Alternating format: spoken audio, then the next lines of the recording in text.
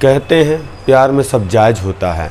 अगर किसी को हो जाए तो वह कोई भी कदम उठा सकता है। और यहाँ हुआ भी एक ऐसा कुछ मामला। एक युवक जिसकी उम्र 28 साल और उसको प्यार हुआ एक 22 साल की लड़की से। दोनों का प्यार परवान ही चढ़ रहा था, तभी किसी के मानो नज़र लग जाती है और वह युवक रेप केस में अंदर जेल चला जाता है। और जब छूटता है, बाहर आता है और वो अपनी ज़िंदगी नई चालू करने जा रहा था। और तभी एक दिन वह लड़की उस लड़के से मिलने के लिए 1900 किलोमीटर का सफ़र तय करती है और उसे मिलने आती है। और तभी पता चलता है उस लड़की का कत्ल हो गया। और फिर वह युवक उस लड़की के कत्ल में जेल चला जाता है।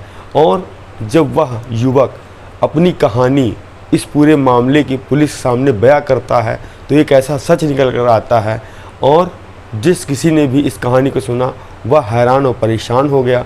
और कहीं न कहीं लोगों का जवाब ये था कि लड़की ने भी उस लड़के के साथ बहुत गलत किया।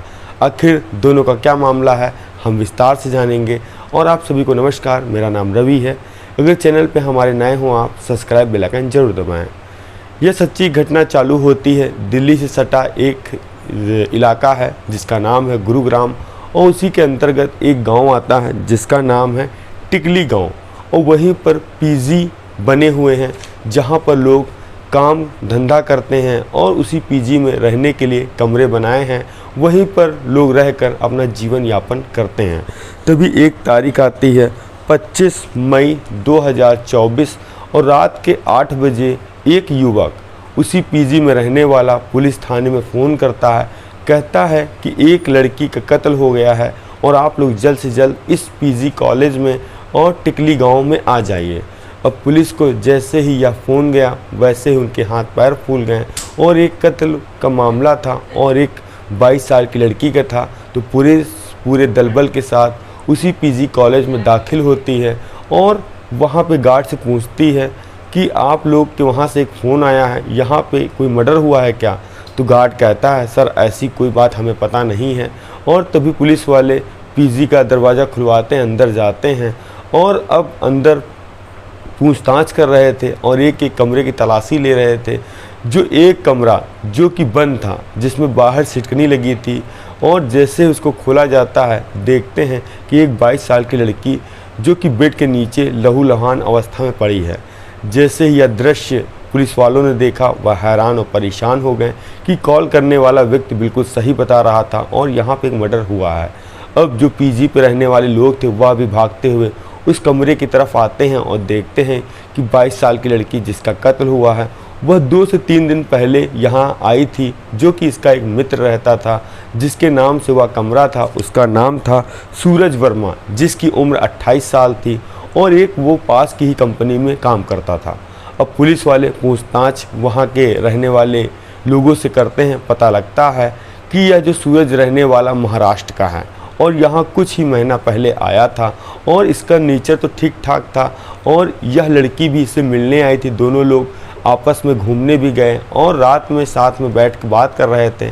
और अभी पता चला उसका कत्ल हो गया और वह अभी कहाँ है उसका कुछ पता नहीं। अब पुलिस वाले वह नंबर तलाशते हैं जिस पे फ़ोन आया है। तभी वह नंबर उन लोगों को दिखाते हैं, कहते हैं यह नंबर किसका है, यहाँ पे पीजी वालों का किसी का है तो बताइए। तो पता लगता है यह नंबर किसी और का नहीं, सूरज वर्मा का है। अब पुलिस के लिए सबसे बड़ा सस्पेंस तो यह कि जिसका कमरा है और उसी के घर में एक लाश मिली है और जिस युवक ने फ़ोन किया वही फ़रार है। आखिर इस पूरे मामले का क्या मतलब है? अब पुलिस वाले उस लड़की की डेड बॉडी को पोस्टमार्टम के लिए भिजवाते हैं और एक एक कमरे की बारीकी से तलाशी लेते हैं। और पुलिस वालों के लिए सबसे अहम सवाल था कि आखिर यह लड़की रहने वाली कहाँ है। अब पुलिस वालों को उस लड़की के पास से फ़ोन नंबर मिला, मोबाइल नंबर था, तो मोबाइल में कॉल डिटेल खंगाली गई तो पता चला एक नंबर पापा का है। उस नंबर पर पुलिस वालों ने फ़ोन किया और कहा कि आपकी लड़की ये अवस्था में मिली है और यह गुरुग्राम के पीजी कॉलेज में है। तभी जैसे ही यह बात पापा ने उसके सुनी वह बिल्कुल बदहवाश हो गए और उन्होंने कहा कि पुलिस वालों ने कहा आप तुरंत फ़ौरन यहाँ चले आइए। अब 1900 किलोमीटर की दूरी थी गुड़गांव से ये महाराष्ट्र की। वह आते हैं फ़्लाइट से 2 से 3 घंटे में पहुँचते हैं और अपनी बेटी को देखते हैं। वह भी हैरान और परेशान कि उनकी बेटी बोल के घर से गई थी कि मैं अपने दोस्त से मिलने जा रही हूँ, जल्द ही वापस आ जाऊँगी और अब वह मर चुकी है। आखिर इसका कातिल कौन है? पुलिस वाले कहते हैं इसका दोस्त सूरज वर्मा। जैसे ही घर वाले यह नाम सुनते हैं वह हैरान और परेशान। कहते हैं वह सूरज वर्मा बहुत बदतमीज़ लड़का है। उसने मेरी बेटी के साथ 2023 में छेड़छाड़ और रेप जैसी घटना को अंजाम दिया था, जिसके लिए मेरी बेटी ने हम लोगों ने उसके खिलाफ रेप का मुकदमा दर्ज कराया था, जिसके कारण वह जेल गया। जेल जाने के बाद छूट कर आया और फिर यहाँ कमाने खाने के लिए चला गया था और उसने मेरी बेटी को किस तरह बहला फुसला कर यहाँ बुलाकर मार डाला, क्योंकि उसके बदले की भावना थी। और आप जल्द से जल्द मेरी बेटी को इंसाफ दिलाइए। अब पुलिस वाले उस युवक सूरज वर्मा का कॉल डिटेल सर्विलांस में लगाती हैं। अब 3 से 4 टीमें उसको ढूंढने के लिए लगा देती हैं। ज़्यादा पुलिस वालों को मशक्क़त नहीं करनी पड़ी, 1 से 2 दिन लगा। वह गिरफ्तार कर लेती हैं और फिर पूछताछ थाने में करती हैं। और पहले तो उससे जैसे पूछते हैं तुमने उस लड़की का कत्ल क्यों किया, वह अपना गुनाह कबूल कर लेता है। और उधर पोस्टमार्टम की रिपोर्ट भी आ चुकी थी और जिसमें साफ साफ था गले दबाने से और भारी भरकम चीज़ मारने से इस लड़की का कत्ल हुआ है।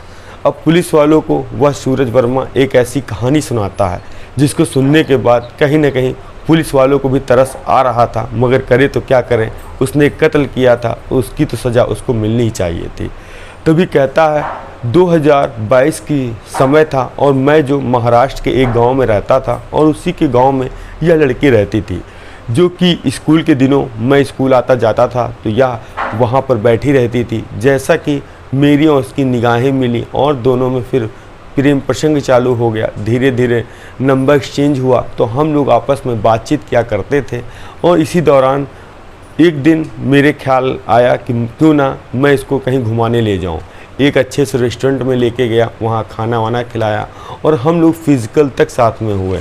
इसके साथ 10 से 15 दिन बीते थे। वो जो मेरी प्रेमिका थी उसने कहा मुझसे 20,000 रुपये चाहिए क्योंकि मुझे काम है, क्योंकि मेरी कोई जॉब थी नहीं, घर वाले पॉकेट मनी देते थे। तो मैंने उसको साफ मना कर दिया तो वह मुझसे इतना ज़्यादा गुस्सा गई और उसने कहा कि आज के बाद तो मुझे फ़ोन मत करना और न मुझसे बात करना। तो मैंने एक दिन उससे मिलने के लिए बुलाया और उससे जब बातचीत करना चाहा तो उसका मूवमेंट पूरा अलग था। वह मुझसे बात नहीं कर रही थी, इग्नोर कर रही थी और फिर उसने कहा कि मुझे 10,000 रुपये चाहिए, क्या तुम दे सकते हो? तो मैंने मना कर दिया। फिर उसने अपने घर वालों के साथ जाकर मेरे ऊपर रेप का केस दर्ज करा दिया और उसके बाद मुझे 6 महीने तक जेल में रहना पड़ा और फिर कंप्रोमाइज़ करके कुछ पैसे देने के कारण तब मैं ज़मानत पे बाहर आया। और फिर इसके बाद मुझे लगा कि अब यह प्यार मोहब्बत नहीं करना चाहिए। फिर मैं महाराष्ट्र से 1900 किलोमीटर निकल कर गुरुग्राम आया, जो कि एक यहाँ छोटी मोटी नौकरी कर रहा था। इसी बीच मेरे मोबाइल में कुछ फ़ोटो आती हैं और वह फ़ोटो मेरी और मेरी प्रेमिका की थी, जिसमें आपत्तिजनक हालत में हम लोग थे। और जो लड़की कोई और नहीं ब्लैकमेल करने वाली, वह मेरी माशूका थी जो पहले की थी।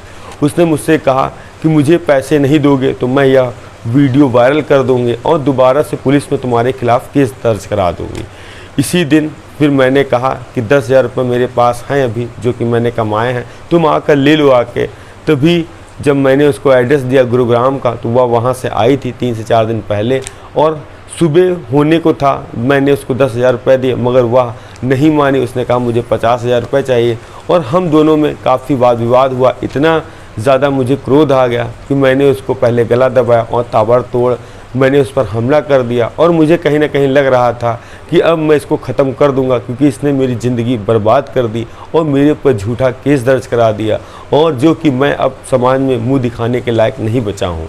और तभी मैंने फिर पुलिस को फ़ोन किया और जिसके बाद मैं इतना डर गया था जो कि मैं पीजी से भाग गया। और यही सर कहानी सच है और इसके अलावा मैंने और कुछ नहीं किया और मैंने रेप भी नहीं किया था। वो हम लोगों की मर्ज़ी से आपसी संबंध बनाए थे। अब पुलिस वालों ने, अब कत्ल का मामला था तो 302 के तहत उसमें मुकदमा दर्ज कर लिया गया, जो कि धाराएं और संगीन थी लगाई गई और उसको जेल भेज दिया गया। आप लोगों का जो भी जवाब हो कि आखिर उस लड़के ने सही किया या गलत किया, और वह अगर किया तो उसको एक बार फिर से कानून का सहारा लेना चाहिए था और पुलिस उस लड़की को खुद सज़ा देती और अपने हाथ उसको जुर्म नहीं करना चाहिए था। हम मिलते हैं नई कहानी नई शुरुआत के साथ। जय हिंद, जय भारत।